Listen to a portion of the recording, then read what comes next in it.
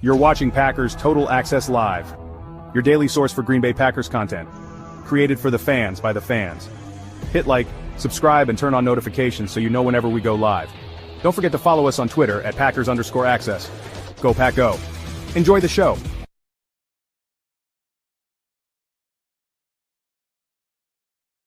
What's up, guys? Welcome into Packers Total Access. My name is Clayton. You can check us out on Packernet.com. Find me on Twitter at Packers_access. Joined alongside Emilio, Tennessee. We got Tim live in Green Bay here to talk Packers Lions as we are on the eve of this game. Matter of fact, less than 24 hours away now, right? Or right out 24 hours away. So I can't wait for this matchup, man. It seems like the closer we get to it, the better I feel about the game. I think it's going to be a good one. But it just, I don't know, it feels like the Packers, this is going to be a totally different ball game here from the game before, where the rain played a big role. Obviously, Jordan Love was banged up. He was limping around the field. Going to be a whole different vibe come tomorrow night in Motown for sure. Let's do this. Let's get this party started right and give a quick shout out to the good folks over at Ticket King, the official ticket provider of Packer Fan Total Access Live. Wisconsin-based since 92, specializing in Packers tickets. They're Wisconsin's largest ticket source with offices next to Lambeau and in Milwaukee. Click on the link in the video description. It'll send you to their website, theticketking.com. You can register there as a customer and go ahead and start shopping for your Packers tickets. Again, that's Ticket King, the official ticket provider of Packer Fan Total Access Live. Fellas, how we doing this evening? Happy to be here. Got a little snow on the ground up here in Titletown finally. Freezing, windy, snowy. It's December. It's football season. I'm happy. Yeah. How you guys doing? Emilio, look like you got a fresh cut there, man. Looking sharp, man. It's getting out of hand. Yeah, it was Barber got sick in between right before Thanksgiving, so then it get pushed out another 2 weeks. It was brutal. Feel good now, but then it's cold. How the weather we've had down here too, Tim. I mean, I'd at least have a little bit of snow down here with the weather. This morning was 15 degrees. It felt like it was cold. Yeah, man. It's been chilly down here, no doubt about that, man. I know the dogs. I was telling Tim, you let the dogs out. They're out there for 2 seconds. They're like, hey, let's Yeah, about that. We can't get any cat talk in here. I was hoping after listening to the morning pod, you mentioned dogs 5 times. You couldn't have been like, oh, yeah, we also love cats on the pod, too. I mean, heard it from a fan right here. Thank you. I don't heard it from a cat right here. I don't have any cats, Amelia. I don't know what to tell you, man. That's fair. You'll fake it till we make it, I guess. Yeah, right? No. That's fine, but we do support him here as well. I think it was a Drew D that sent that super chat over, so appreciate it. Yeah, it's awesome, man. Love the pets, man. Pets are what makes the world go round. Tim, you said you came across an article, right, of an old Packer great. Let's hit that real quick, man. If that's cool with you, as Prince says, we tolerate cats here. Is that what he said? Yeah, we tolerate cats here anyway. Appreciate it. I actually got something from my Uncle Mike. Shout out to my Uncle Mike. In Franklin, Wisconsin. I don't know if he's tuned in tonight. He's a listener of the pod for sure. Packers great Chuck Cecil. You guys remember Chuck Cecil? It might be a little bit before some of your guys' time, but maybe not all of your guys. I'm sure there's some people in the chat that remember Chuck Cecil, one of the hardest hitting safeties that we've ever had playing Green Bay. I believe 88 to early 90s, 88 to 92, 94, something like that. He is a defensive coach at the University of Arizona. And let's just say he hasn't lost any intensity there. Wow. He is a senior defensive assistant at Arizona. So shout out to Chuck, still bringing it at 60 years old, man. He's got that fire. That's absolutely awesome, man. The blood dripping down the face. Who did that? Wasn't that the Texans linebacker? Just went in and headbutted him right afterwards. Blood just gushing down his forehead. But that kind of mentality from a coach, you're running through a wall. Oh, yeah. No doubt, man. No doubt. And it's always the former players, too, that can pull that off, right? You know, like Matt LaFleur, he's a former player. He played college ball, obviously played college quarterback, but, probably not the guy that would move the needle doing that, right? Like Hafley. Hafley's one of those guys that he goes out and headbutts a defensive player. They're probably just going to roll their eyes and move on. Yeah. Guy that played at the NFL level, obviously, and someone that's got the pelts on the wall from a player standpoint, man. And it really does make a big difference, no doubt. Awesome stuff, though, Tim. Thanks for sharing that. Ron said, cats make my eyes swell shut. Chuck Cecil made some eyes swell shut as well. So true. You guys ever want to go down that rabbit hole, go on YouTube and look up Chuck Cecil highlights. He may single-handedly be a reason why we have the rules that we have today in the sport. We'll just put it that way, man. He was a brutal defensive back. Yeah, definitely, man. Yeah, our guys better wake up with their piss hot, like I said before. So. Let's do this. Let's wake up with our piss hot. All right. Here we go. Here we got us a Lions fan in the house. Lester Mitchell says, "Go Lions!" Hey, welcome to the chat. There you go. Lester. Hey, ain't nothing wrong with that. Right? I feel like he's been here before. Last time we played him, I think he showed enjoying that second year of relevancy in the NFL. Appreciate the sub, Lester. Don't forget to like on the way. No doubt. Listen, I know we've seen our share of the bad Lions fan the last couple of years, but there are some good ones. I think Lester's probably one of the good ones, one of the respectable ones. But there's some on Twitter, man. I'll tell you, I didn't realize they were so sensitive. Like just putting a couple tweets out, boy, and they came running. It was bad too. Like my favorite, me and Emilio were talking about it last night. This guy got in there and screenshotted a picture of me and made fun of my haircut, right? And immediately everybody roasted him because his profile picture is him taking a bathroom selfie.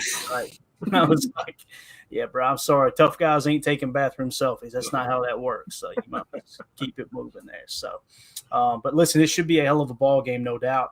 I seen this come down the wire here. NFL on Twitter had tweeted out, said, predict the final score of this one, Green Bay versus Detroit. Thursday night, 8:15 Eastern time on Prime Football or on Prime Video, also streaming on NFL Plus. I usually don't do this, but as I read that, I was like, you know what? This just feels like a 27-21 game. I don't know why. I'm thinking, okay, they're indoors, right? It's two great offenses, but it's two great offenses that also are really familiar with each other. So, one might not get to the 30-point mark, and the Lions are kind of banged up, right? So I don't know. Do you guys want to make a prediction? Listen, nobody's going to hold you to it. Not really a prediction, but just simply when you think Lions, Packers in Detroit, the current situation, we'll hit the injury report and everything else. What's the score that comes to mind for you guys? Because originally I was going to be like 17-14 or something. I went, wait, hold up. This is two high-scoring offenses here, right? So what do y'all think? I think we've got to hold Detroit well under 30 points to win this game, and because they can be explosive just like we can. So I'm thinking maybe a little higher. I'll say, I don't know, 34-27 Packers. All right. I love that, Tim. So at first I was going to say, 35-17 Packers because Hafley's, defense. But I think that, maybe it's a breakout game. Maybe we get a little bit of all the wide receivers involved. Everybody's speeding up on that turf and say, what if we just get it to 42? What if we just drop a 40 burger on the Detroit and we'll let them get, 28 or something, 3-4 touchdowns. Hopefully there's no turnovers and, a couple field goals. I'll call it a day. I'd be happy with that. But at least we got to at least put up 30 points to beat them, like Tim said. Yeah. Got it. I know everybody in the chat, people are chiming in. Jen Wright says 35-23 is her prediction there. John says Packers 31, Lions 23. There you go. Got you, Bates. We'll hit that in just a second, but I appreciate you, man. I'm looking forward to seeing that for sure. So, again, I think everybody's kind of on the same page. It's probably going to be around a one-score game for the most part. Some may have it, like you said, a 10-point game or what have you. But, right here, Carl K, 31-24. Raider in the house. Raider McCready says a 42. That's where I about had it, Raider. And he hit it with the LOL right after, so I appreciate that. But let's go for it, I mean, ideally, that's 3 touchdowns that our defense gives up, which I think that's all they want to allow maximum anyway. 3 tutters, call it a day, couple field goals, and be happy with it. The last time we played the Lions, they scored on a pick 6. So it's not like the defense gave up 24 points total. So I like that 3 touchdowns max for our defense and give our offense the, unlimited ceiling. Yeah. See, Daryl in the chat says, I know the Packers, they're going to fire on all cylinders and pull out all the stops tomorrow. Doug in the chat says Packers 41, Lions 31. We'll look at the over-under and stuff here in a second and kind of see. Again, I've kind of got it somewhere around the 50 mark, in total points. But we'll see what the actual numbers show there. So, Lions defense banged up as John. It's like the Cowboys game. Greg Rice, Green Bay 1 million, Detroit -13. Dang. There you go. Tell you, wait, boys, lay the points. All right, take the points. I'm sorry, take the points. I think it actually moved a little bit according to PFF from a +3.5 to a +3. So it's starting to lean back towards Green Bay, although they are still underdogs. Now, we mentioned it's typically a 3-point difference for home games. So basically what the Vegas line is saying is this is all but a push right here, man. Mhm. It's gonna be so much fun, man. Like I said, another measuring stick game, no doubt. All right, let's move it along here. I don't want to play the audio here because I don't want us to get in trouble, but I put good on Dan Campbell trying to put an end to Caleb Williams flopping on the sidelines. I thought this was cool. This is from Amon-Ra St. Brown's podcast, I believe. And you see Dove Kleiman tweeted out, Lions head coach Dan Campbell told his defense before the game to hit Bears quarterback Caleb Williams when he tries to go in and out of bounds. Quote, if he does this, we're going to hit his ass. I already warned the refs know.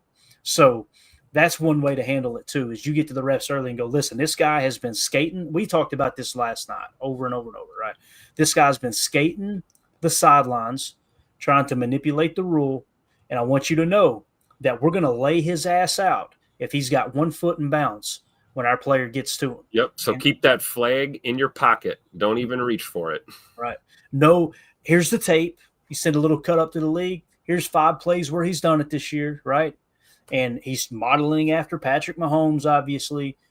We just want you to know, if you flag us for this, we're going to push back on it. You might as well get ready to fine us, because that's the way a head coach needs to handle that situation. I thought it was perfect.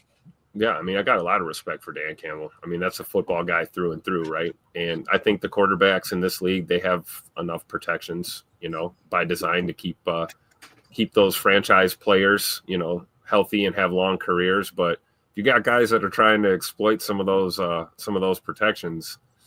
It's not good. It's not good for the game, not good for the sport. You get out of the pocket, get out into open space and tuck that ball and run. You're a free runner, just like a running back, a receiver, tight end, anybody else, man. So I don't think they should get any special treatment once they're out there running free, Yeah. Tim put a stamp on what we talked about last night. I mean, that's it. Lamar Jackson doesn't get the same benefits that other quarterbacks get when they get outside the pocket. Why is that? So I think that's a mentality. I think that's kind of how the defense going to have to play it until the league does something about it. And just show up, play. Between the whistles, between the sidelines, it's fair game. I feel like that's how it's got to be played. Yep. Yeah. All right, let's go to the chat real quick. See what everybody's saying. Again, Raider McCready in the chat said, I was listening to a few Lions podcasts. They are scared. They are really going, Z has a big day. All right. So it sounds like the Lions are coming back down to earth just a touch. Obviously, with the injuries and whatnot. Again, they're a well-coached team. They got a quarterback that protects the football. They've got a really dynamic running back duo, but Jahmyr Gibbs is one of the ascending running backs in the league. Their wide receiver core, Jameson Williams, a great young receiver. Amon-Ra St. Brown, arguably the best slot receiver in the game. Sam Laporta, definitely a top 5, maybe top 3 tight end in the game. They got weapons all over the place on offense. The question is, can we jump out early and take them out of their running game? Now, I do think that Dan Campbell will stick with the run until he has to abandon it. You got a guy here in Ben Johnson as OC that's willing to run the ball on 3rd and long. He's going to stick with the run as long as he can, especially seeing how they utilize that 4th down opportunity as much as they do too. So going to be interesting to see how it shakes out. John in the chat, Decker running from Rashawn Gary. As you guys know, we might as well hit on it since we got this comment up real quick.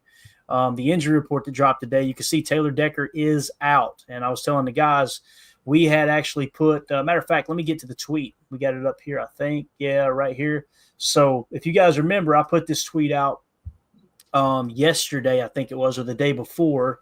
And I said, according to ESPN, Detroit Lions left tackle Taylor Decker is listed as out and will miss Thursday night's matchup against the Packers. Now, notice I put according to ESPN because they could have made a mistake. Now, there were a couple people that were, like they do on Twitter, they'll jump in there and tell you why you're wrong and all this was just carryover from last week. Well, lo and behold, Adam Schefter tweets it out. Lions are shorthanded for Thursday night versus the Packers. Taylor Decker with the knee is out. How do you say that name there? Ozawari. Oh, damn. All right. Ozarike. Ozarike. There it is. All right. Who? Hamstring, he's out. John Pascal, or Pascal, however you say his name, knee, he's out. And then DJ Reader with the shoulder is out. Keep in mind, guys, this is an addition to all of those IR guys that we talked about, right? So they're really, really shorthanded in that regard. And like John was saying here, Taylor Decker running from Rashawn Gary, running from that ass whooping, I believe. What y'all think, boys? Oh, Yeah. definitely. There's probably just, I don't know about full on running, but probably thinking this ain't the game to try and push it. Take another week, get back to as close to 100% as I can be before I'm facing some of the best on the edge there. Yeah, definitely. I rock with the gifting of 5 memberships here. No, been a member for 5 months. 5-month anniversary. Love it. That's even better there, I rock. Says, yo, appreciate all y'all do. Go Pack, go. Thank you so much, iRock, for being a member for 5 months, man. Listen, the chat's better with you in here, dude. There's no doubt about that, man. We appreciate your positivity and keeping the chat in line, too, man. It gets, trust me, it gets out of control. You seen Emilio laughing just a second ago. I'm sure something happened. Just. I'll just pass on that. United Bates says, Clay, DM just Cecil Sports Illustrated cover. It's a classic. So let's drop this down real quick. And I'm going to see if I can pull that up before we get back to the injury report. This is pretty sweet, man. Check this out. Bates is on top of it. Bam. Oh, here's the guy. There you go, man. That dude looks mean, man. He looks mean. He looks tougher than a $2 steak. So he's ugly. You notice how he's ugly? Like some of the best defensive players of all time are ugly dogs. I was taught at an early age, you never pick a fight with an ugly guy, man, because he's got nothing to lose. You know what I'm saying? Like, you just don't do it. So I love the Sports Illustrated cover here, too. It says, too vicious for the NFL, ? So now he's headbutting college players with their helmet on the sideline. Yeah, scab on the elbow. Oh, why is he holding the shoulder pads like that? I don't even know. He's, sitting there with the hand on the chin. I mean, that dude is just ready to eat somebody. Yeah. He's got the A.J. Hawk chin, too, don't he? Yeah. That chin there, that jawline. So For sure. Appreciate you, Bates. That's awesome that you found that, man.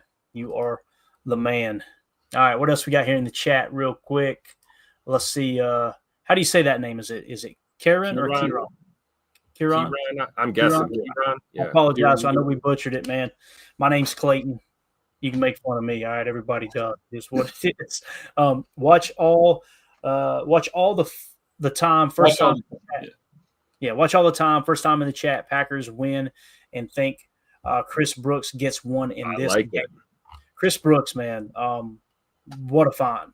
Again, he's just one of those dudes that you never see him make a mistake. And what's crazy is going back and watching the game, he had a pass that I guess might have been a drop that would have been a walk-in touchdown. If you guys remember, he leaks out in the center of the field from the backfield. But the throw was way behind him, too. So I kind of put it more on Love than on Chris Brooks. Right. The dude is just always in the right place at the right time. He's great in pass pro. Obviously, he can catch the ball out of the backfield. And, man, he got another explosive run that last game there against the Dolphins, too. So, I'm like you said, man, the total blessing, right? Losing Marshawn Lloyd this year the way we did, like where were we going to go? And, to LaFleur's credit, we've leaned on Josh Jacobs, but Emmanuel Wilson has contributed and Chris Brooks has made huge contributions as well. More so really in the pass game, it seems like you see a lot of Chris Brooks out there. So maybe it'll be a little leak receiving touchdown or something like that tomorrow night. But I love it. Yeah, and he's like we were talking about earlier. He's a utility kind of guy. We use him all over the place. The pony package, out wide, bring him in, block, all that. I like that he's been that. He's given us that ability when we didn't have Pearson and Tucker's taken on a real tight end role instead of being the DeGuara kind of thing. So I really like that we've still had a little bit of that sprinkled in. Yep, special teamer too, if I'm not mistaken. I believe he's out there. Yep. There you go. Love it. Let's see here. Evidently, we got the name right. I don't know which one it was because I said. Kieran. That's Kieran. Yeah. Nailed it. Got it. Nailed it. Doug in the chat says Christian Watson's dad thinks Detroit's secondary is soft against the pass. Man, that's interesting. I love it. Yeah, and listen, Kirby Joseph leads the league or tied for the league in interceptions. He's kind of known as one of the dirtier players in the league too. Brian Branch got ejected in the previous game. I was going to say Brian Branch isn't exactly the cleanest guy out there either. Yeah. If the comment there, Emilio, from that Doug mentioned from obviously Christian Watson's dad was the cornerbacks are soft. I agree that it kind of feels like they play soft, but those safeties, man, they're no joke. That's all I was specifying against the pass too. He's not saying it as a general statement. And so, you still got to be worried about what's back there in the post, right? That's what that's kind of what Jordan was saying. Kirby, he's going to play back there, so we just got to be aware of it. I mean, you can still throw deep balls. You can still, Matt can still scheme it up. Let's just be smart with it. Especially if Detroit's going to be a little man heavy, like they can be sometimes. Maybe try to play us man up, put a little more pressure on those safeties back there, and let Jordan and the boys cook, man. Yep. Yeah, definitely. Shout out to Josh Hooley, just became a member here on YouTube. Appreciate you, Josh.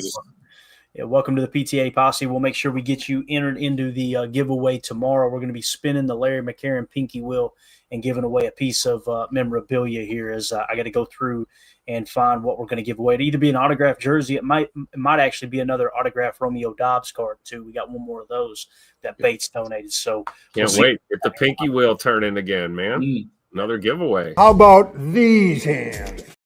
Let's go. And I know Josh is thinking, hey, I just became a member, whatever. It's I didn't know y'all were doing giveaways. It's just a way for us to give back for those who are supporting the channel, man. We appreciate you for sure. Welcome to the PTA Posse, man. Let's see your dead fish in the chat. Slim chance, but the Packers can win the division by winning out with a little help. The Lions would have to lose 2 other games. They get the Bills. They're at the Bears, at the Niners, and then the Vikings at home. If he's got those locations right there, Vikings need to lose 1 more. So you're telling me there's a chance? Yeah, I mean, think about that. The Vikings, they could lose that game. The Lions could lose against the Bills, and they could also lose against the Vikings, right? There's a realistic shot at that. Now the Packers pretty much have to win outright to make that a reality, right? But Wes said that. Wes was saying that in their unscripted pod that he was talking to X earlier this week, and that X had texted a couple of guys on the team saying, "Hey, why don't we just win out? Something along those lines. Why don't we just win out, take all the guesswork out of it and be done with it?" I love that. That's a great idea. Absolutely, man.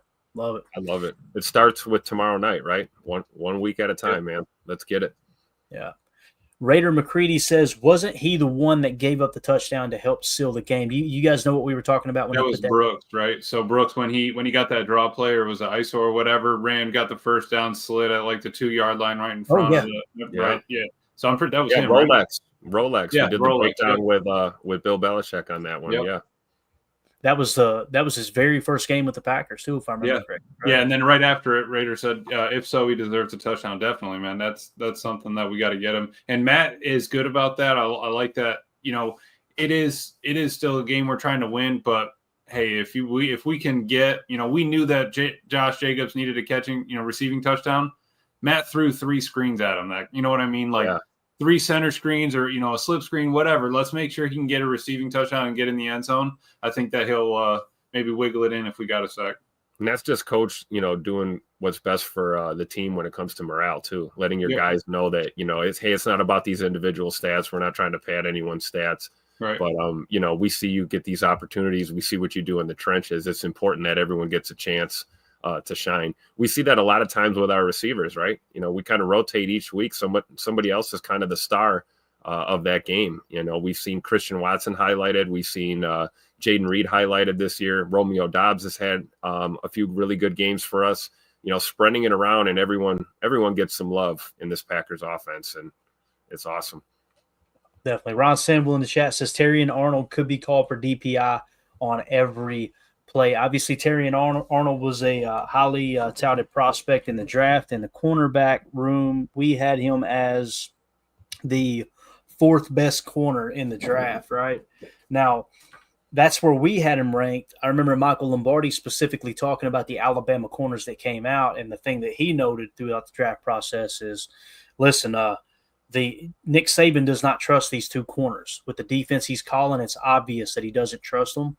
So that really, really says a lot about the potential NFL career they could have. So he felt like the public was a little too high on those rookies. But it sounds like, according to Ron Sandville, Terry and Arnold's got a DPI issue here, which I'm telling you, man, the big guy, Jaden Reed, that's probably the dude on this team that draws that DPI more than anyone. I couldn't tell you how many times I had a note in the Chalk Talk notes that just said 36 yards on a DPI, 23 yards on a DPI, and it was always on Jaden Reed. Now, obviously, Christian Watson can draw those as well, but I think it's because Jaden Reed is smaller in stature too.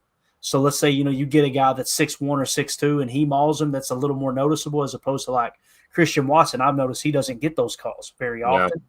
Yeah. And it's probably because he's towering over these guys and it's just less like, you know what I'm saying? The official doesn't, it just doesn't pop as much in real time. It's true. A bigger it depends on the crew we get too, right? Like we've been doing ref watch, trying to find out who's out there. Some guys call the game a little different than others, right? Let's be honest, there's always contact outside of 5 yards. We see it on nearly every play. The key is you don't want, overt, DPI, like you're saying, you're hooking a guy or you're grabbing the jersey or, holding his wrist down. That's when we get furious when we see those type of calls missed. And then they call, the next play, they're calling some ticky-tack little PI call, and it's not consistent. So hopefully this crew tomorrow night is consistent, to say the least. Yeah, for sure, man. All right, let's see. I think that's pretty much we're kind of caught up with what we have marked in the chat. Let's go back to Twitter here real quick. Pack Daddy had this tweet put out, and he was quote tweeting George McCaskey. All right, George McCaskey, obviously the owner of the Bears, said the overwhelming support Chicago Bears fans and media alike have shown over the years is second to none. For that, I'm grateful. Let me be clear. Kevin and Ryan have full autonomy searching for the new head coach. My role is strictly from a resource standpoint. George, Pack Daddy quote tweeted that and put, let me fix that for you. Quote, it's not my fault. Please stop yelling at me. Yeah. Pack Daddy dropping gems. He's the king of the quotes, right? Remember this one? Edit D's. How about that? Exactly. So obviously McCaskey kind of trying to get out in front of the fire truck here, boys. He wants to make sure that if this thing goes south again, hey, I had nothing to do with it. Yeah. So very interesting, as always, down there in Chicago, obviously from Man, you should have heard, did you hear Lombardi going off on him? No, what did he say? He was just saying, he was just like, I just don't understand how you can let that happen. He goes, Caleb's over here calling an audible on a, stop and go route to Odunze. I mean, how do you go out of there without using your last timeout? And they were kind of asking him, he goes, would that be something Bill would step into? He's obviously not going to speak for him, but he said no, basically to that one. So what about Vrabel? And he goes, I don't know, because that same sort of thing happened to Vrabel where you have the owner picking a quarterback or the GM, whoever it is, picking the quarterback over your head coach or wherever you're trying to drive this franchise. And you don't want to get yourself back into that, especially him being a young coach and everything. But that's exactly where they're driving this thing. Into the Michael Scott when he's following the GPS, that's the Bears. I mean, turn right. It says turn right. No, it means bear to the right, Michael, and go around and take the right. No, it says turn right here. Yeah. Right in the lake. Exactly. The Bears still suck. That pretty much sums it up. There's nothing else to say, right? Matt Schneidman put a tweet out, and we'll get back to the injury report now. He said Jair Alexander, Romeo Doubs, and Edgerrin Cooper are out for tomorrow night's game in Detroit. So I just quote tweeted it and said the Lions aren't the only team banged up, so I don't want to hear no more whining from that fan base. They're already setting the excuses up that if the Packers somehow, some way beat them, it's because they're so banged up. Dude, we're without our Pro Bowl cornerback. We're without arguably our number one wide receiver. Some believe he's the number one wide receiver. I think he does have the best hands on the team. And Edgerrin Cooper, who many people had picked for the all-rookie team already at the halfway point, right? Yep. So you're without three starters there. We are. And two of those two of them on defense, one on offense. So don't want to hear any complaining from the Detroit Lions fans for sure, man, because, again, everybody is banged up this time of year. There's no doubt about that. Since we hit on it, let me go ahead and pop this up, take it down. Let's go back to the injury report and hit it in full real quick.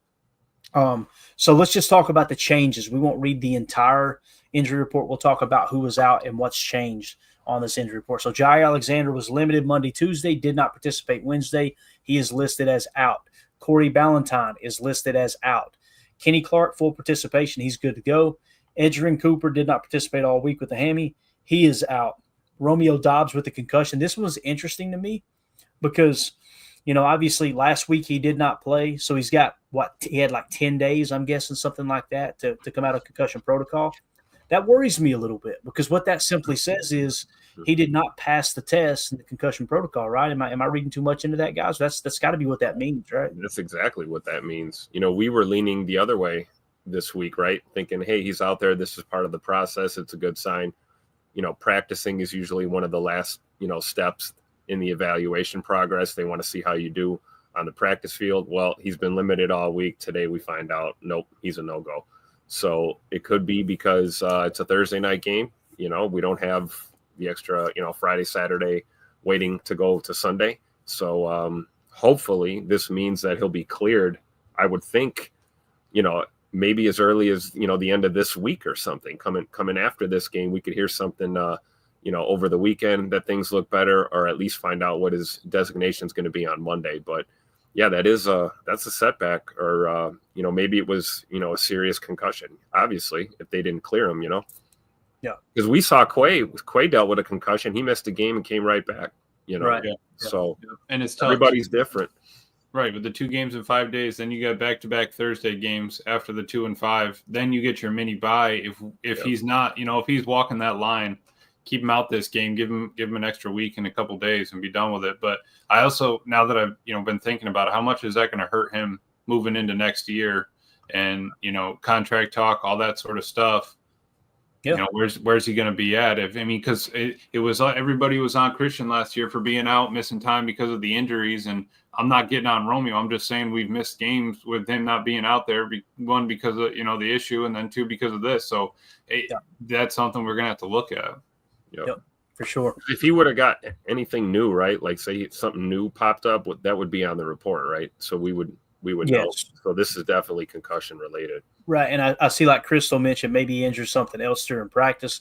If that was the case and the league finds out that they did not list it on the injury report, there's all kinds of trouble coming down the line. Like the Niners are dealing with Fred Warner's foot. Bingo, yeah. And the Niners are the poster child for doing that stuff too. They're always trying to hide and get an advantage. It used to be Belichick, right? Yep. They even talked about the Foxborough flu. You ever heard that story before? Like literally, when they would get to the end of camp, sometimes you can put guys on IR, and that way you maintain their rights. They just take it's like a red year for them. They call it the Foxborough flu. He go to players, go, hey, look, we're going to cut you, or we can put you on IR, and you can come back next year. And it's like, but I'm not hurt. I think you are. Aren't you hurt? Oh, yeah, I think so. So he's basically telling them, like, hey, look, here's your shot to get paid all year long, right, for being on IR, and, you can come back next year. We just want to protect your rights type thing, right? So to me, it's kind of a red flag if a player says yes to that, because if a player really has that dog in them, they're like, no, cut me. I'm going to get on somewhere else, and I'm going to play, right? So, but, again, that's what they call the Foxborough flu. Back to the injury report. There you go. Ron Samble can lose draft picks for cheating the injury report rules. There you go. I knew there was – and even some fines too, I believe, as well. Yep. Obviously, the draft picks are worth more than the fines, I believe, when you're talking about these billionaire owners, obviously. But the other change here, Isaiah McDuffie, linebacker with the ankle, limited all week, was full participation. Day's good to go. There was no doubt in our mind, right? Emilio, Tim, we knew that dude was going to play after he played every snap last week on that bad ankle. What a dog, man. What an absolute dog. Yeah, he's one of the toughest guys on that team. Yeah. Team full of tough guys, and he stands out. Yeah. Fighting through it, and he wasn't even supposed to finish the 49ers game, right? Yep. Right, yeah. Second half, yeah. Exactly. Dog. The other changes, Josh Myers and Rasheed Walker both went from limited to full participation. Again, we kind of expected them to play. Now, on the Detroit Lions side, you've got Taylor Decker, who has been ruled out now. Obviously, they're starting left tackle. You've got Levi, say it, Emilio. Levi Ozarike. There you go. He's out. He's a defensive lineman with a hammy. Josh Pascal, with defensive lineman with the knee, he's out. And DJ Reader, defensive lineman with the shoulders out. I don't mean to laugh, but, man, it's like that defensive line room is really banged up, no doubt about it. Now, this is in addition to the injured reserve players that we mentioned earlier. I think they're missing 7 defensive players, 1 offensive player since the last time we played them. That's just on injured reserve. Now you tack on 4 more names as well. So they are banged up. And I think it was somebody here in the chat too, if I can hit it real quick. Emilio, you and your private chats, bro. Coach Lynn said in the chat, Detroit, no one cares how hurt you are. So is the rest of the league. Maybe you should not have been beating teams by 40 points. Thinking about you. There you go. There's something to that, guys. I'm telling you. Like when you jump up to a big lead, couple scores, you start to change your play calling a little bit. You start to get some guys out. It doesn't mean you pull the quarterback and you're starting wide receivers, but you just start to kind of, all right, guys, listen, let's bring this in a nice, easy landing. Let's don't put too much on tape. You kind of ruin some of the flair when you try to run the score up and you waste all your ammo, man. I think that could come back to bite the Lions in the rear end. The war of attrition is set in on the Lions, man, and that's what it is every year. I mean, we got bit with it more or less last year. So every team goes through it. San Fran's going through it. You don't hear them really complaining. I mean, they lost they're not happy that they're not winning, but they're not worried about their injuries right now. Right. Exactly. So again, this is the NFL, man. You gotta toughen up. You gotta play hurt, and I think that's why the fan base is so frustrated with Jair right now. And it's not in respect to our fan base or in defense of our fan base too. It's not everyone, obviously, and there's some that go overboard. We know that, but you got former players, people like Chewy and these guys, Mark Tauscher. They talk all the time like, "Well, you got to learn how to play hurt. Like everybody's hurt. Like you got to get to the point where, again, Jair's now to the point where he's missed well over 50% of the games in the last 38 games now, I believe it is. Mm-hmm. So it's become an issue. I think it was Mike Hebring on Twitter. I hadn't got a chance to respond yet. He said, we need to cut bait next year is what he said, right? I don't think they'll cut bait, but I think they will go to him like, hey, we need to adjust his contract. Yep. And it doesn't mean he's not going to he'll get some more guaranteed money, but he's going to lose money overall for that guarantee. Now, if Ja bucks, you may have another another trade on our hands here, right? That could happen. And you think it'd be tough for him to buck with the least amount of playing time and, the performance from this past year. It's tough for you to go back 2 years or whatever. And, all the clips we have of him are not from this year. You know what I mean? So that's where we kind of want him to get back to.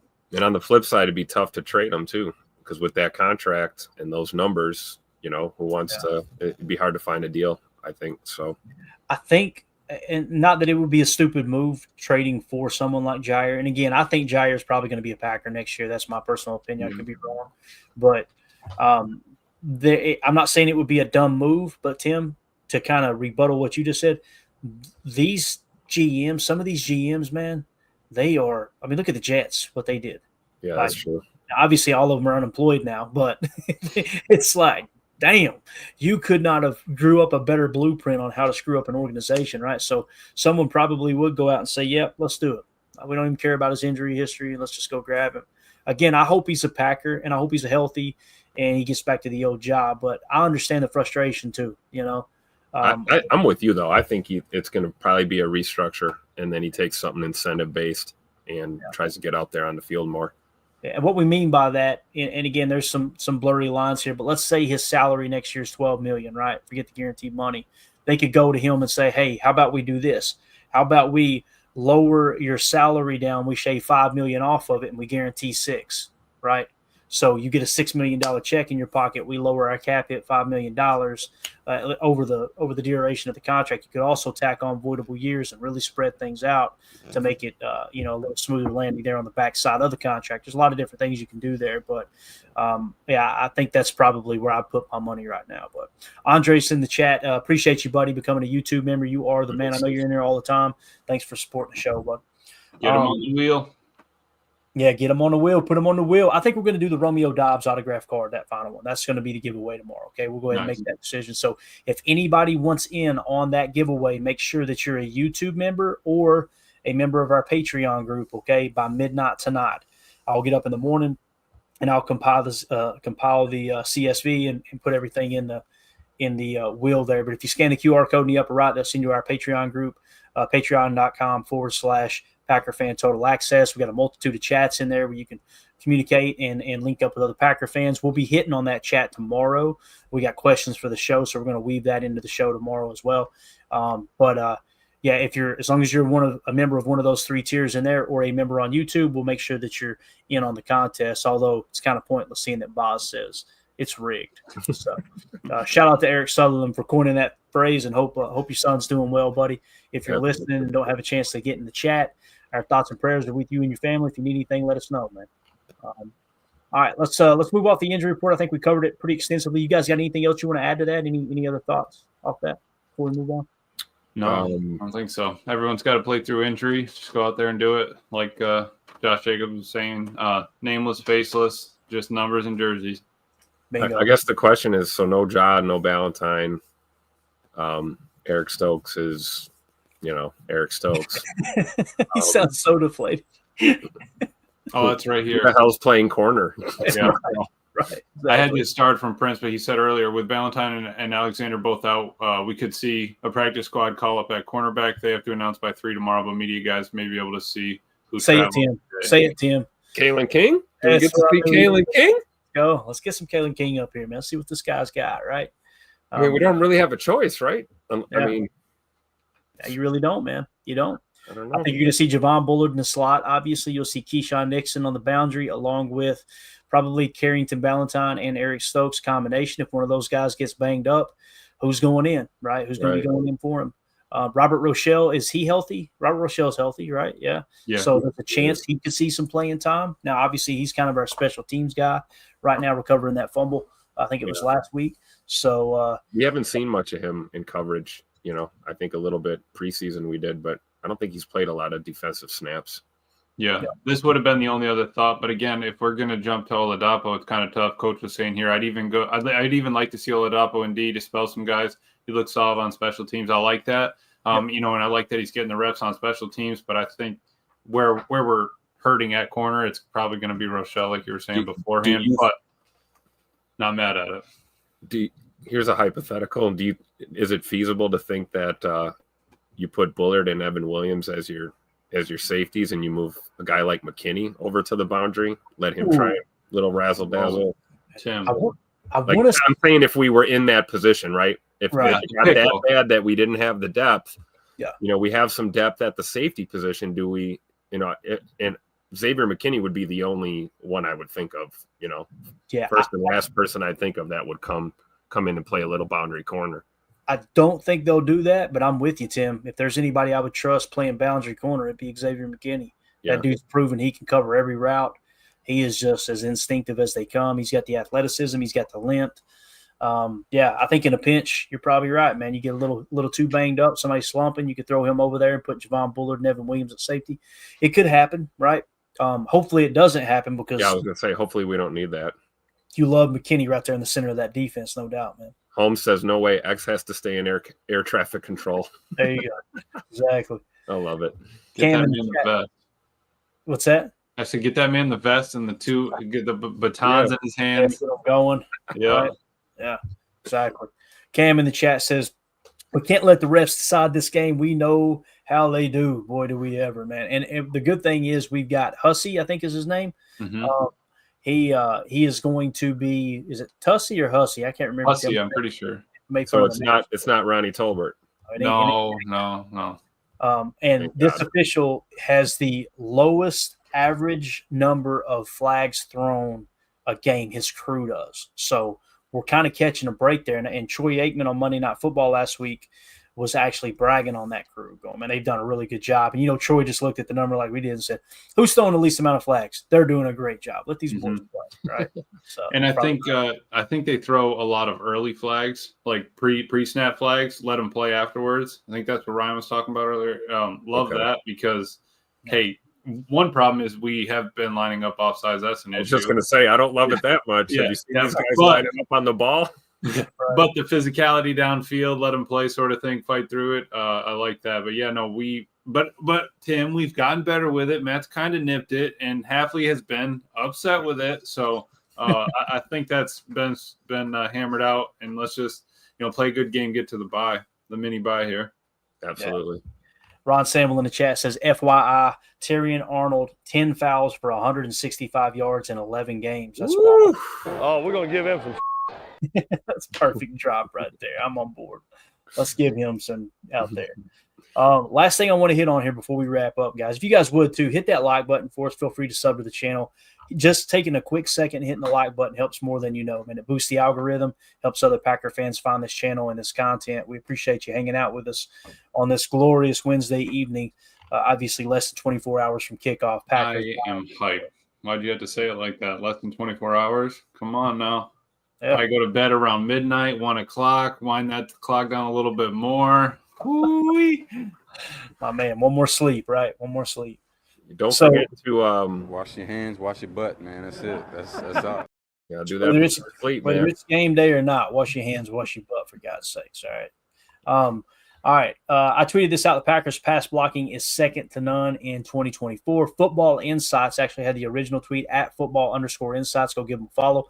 Weekly team pass blocking grade. Green Bay, Denver, Tampa Bay with reliable floors this year. So I'm going to click on this graphic and explain what it is. Okay. So obviously you got the teams running vertically here, but to the right, the number you want to key in on, these are PFF grades, just overall offensive grades for the offensive line. Okay. And check it out. You'll notice the bar to the left of each of these bars are their worst grade, and to the right is their best. And the Packers, hands down, are the best pass blocking offensive line in the league. Okay. And again, this is sorted by overall PFF grade. And we know the pass blocking is really, it says teams offensive pass blocking grade weeks. So, the Packers, according to PFF, they struggle at run blocking. So that would say, hey, the running backs are doing the majority of the work. That could be the case. You guys know how I feel. I think there's a little flaw maybe in how they're looking at the tape when specifically looking at the Packers, seeing that every single year their running backs average great yards per carry. It was Aaron Jones forever. Now all of a sudden it's, Josh Jacobs and even Chris Brooks and Emmanuel Wilson are lighting it up. So I don't think they're as bad at run blocking as maybe PFF thinks. But nonetheless, man, what you're seeing here is that bar is so short for the Packers, and that's a good thing, right? They're not volatile at all. And again, they're the best pass blocking offensive line in football. No surprise, but I want to get your all's take on that, man. I think it's huge coming down the stretch here. Oh, I do too, especially when you look at Jordan's numbers with a clean pocket. We keep him clean, let him get to his reads. Oh man, he can carve up even the best defenses in the NFL. So that pass blocking is huge. We know they put an emphasis on that, and you have to, right? If you've got a franchise quarterback like that early on in his career as a starter here, year number 2, you've got to protect him, and that puts him in a position to thrive. And you see the quarterbacks that have to run for their life all the time, trying to get a playoff. It doesn't usually go well. So, and I agree with you too, Clay. I think when it comes to run blocking, that's improved slowly but surely here. Especially when you look at this team compared to last year's team. So, I think the O-line's putting in work, man. Love it. I've been saying it, man. All we needed to do was build that wall. Build that wall right around Jay Love. Let him just go back there and start going to work. You know what I'm saying, Clayton? Like, let that man protect him at all costs and just let him go to work. The issues he had was when he was hurt. He had a groin, he had a knee. Right? Yep. Besides that, put him behind that wall. We're good. We're good. Let's just let that thing rip back there. Hum the tater, call it a day. And he's done it. And I like you were talking about the run game.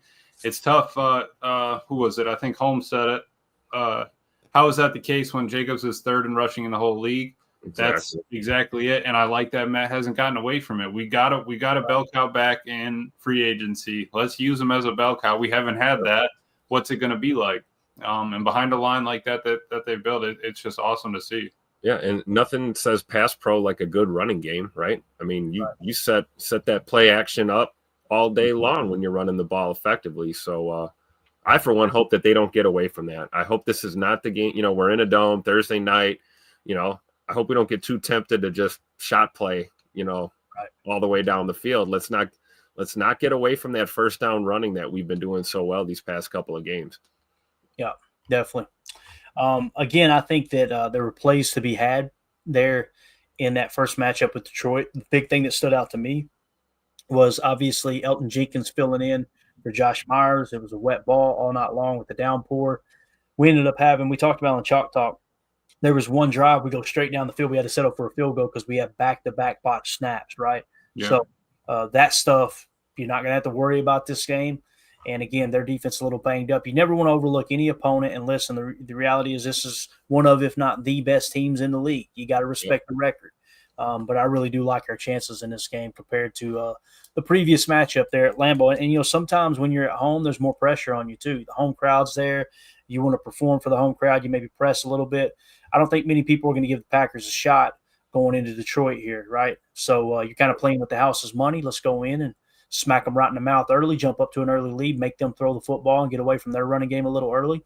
I think we'll be in a good position. You got to protect the football, though. You got to win the turnover differential, no doubt. So, Larry Cano in the chat says, as much as I'd like to see J Love pick the lines apart, I'd rather see the running backs, O-line, and D play smash mouth and show which team is really the more physical. I love that, Larry. Yeah, man. Absolutely. Yeah. Just and a statement game. Come away with like a 10 or a 12-point game, a 12-point win, and just run the ball down their freaking throat. And let's be honest, man. Detroit has owned us in the trenches these past few matchups, And I, for one, I think the Packers locker room feels the same way. They're tired of being pushed around by these guys, and this might be the game that we see them match and maybe even exceed that level of physicality and intensity that. Quite honestly, that's Detroit Lion football all year. That's why they're, a team with only one loss right now, because that's how they approach every game. And the Packers have been hitting their stride in that department really in the last month. And I think it's important that they do exactly what Larry's talking about here, man. Show them who's as physical and can be even more physical than you guys. We cannot afford to be intimidated at all by this team, and I don't think we will be. I think this is the game. Yeah, this is the game that sets the edge for the rest of the North. I mean, they came out one. We're 1-2. We were banged up a little bit. Jordan's hurt. Different line. Jordan Morgan with his first career start. All that. We don't have that. Not as not I'm saying as an excuse, but we just don't have all that going on this game. Let's just go out there and, like you said, hit them in the mouth, hit them repeatedly in the mouth, and see if they keep coming back for more, and see if you can't break them. Get a couple of the old. Maybe they still got them sitting behind the seats, the paper bags with the holes cut out. Maybe they just have them like slid in there, like you're at a movie theater or something. They got them just behind every seat just in case. Yep. All right, guys, that's it. We'll wrap it up there. We'll do the PFF preview tomorrow. My plan is to do a Good Morning Lambeau. It may be a few minutes late. I'm shooting for 8:30 Central. I got to run Mandy to the airport first thing in the morning, so hopefully I can get back in time. We'll have PFF preview queued up. We'll also have some of the NFL pros insights ready to go. And then, of course, an hour before the game kicks off, we'll be doing the PTA pregame show, getting the actives, inactives set, everything set for the game for you. About 20 minutes before the game starts, that'll wrap up, give you time to grab a drink, settle in for the game. Then as soon as the game's over, we'll meet you back in here, win, lose, or draw for the PTA postgame show, talking about what happened and why it happened. So, again, the chat was on fire tonight. We had a huge crowd. Appreciate everybody hanging out with us. Hit that like button for us. Emilio, Tim, thank you guys so much, man. This was a lot of fun. Appreciate everybody. Hey, real quick before we get out of here, I got one more thing. Sterling Sharpe passed the next level for Hall of Fame consideration. So he has made it as a finalist for the senior class. So everybody, make sure you keep Sterling Sharpe in your thoughts and your prayers out there. Hopefully we can get him in to the Hall of Fame in Canton this time around. So go Pack, go, baby. Absolutely. I bet Leroy Butler went in there and met with the group and cooked up a meal for them, just like you seen on Thanksgiving night. Shaking hands, kissing babies, trying to. He made 2 turduckens that night. Walked one over afterwards. Yeah. I'll tell you this, man. That's a real thing with the Hall of Fame, is having multiple players from the same organization and in there trying to vouch, right? And I know they don't vote, but they can really put pressure on the people that do vote, right? And square that away. So, it has to be unanimous too. That's the thing. Right. It's got to be unanimous. So hopefully that's in the cards this time around. Yep, definitely. All right, that's it, guys. Special shout out to iRock being a member for 5 months. Josh Hooley became a YouTube member here. Appreciate you, buddy. And Andres becoming a YouTube member. You guys are awesome. That's it. We'll see you tomorrow morning, somewhere around 8:30 Central Time for Good Morning Lambeau.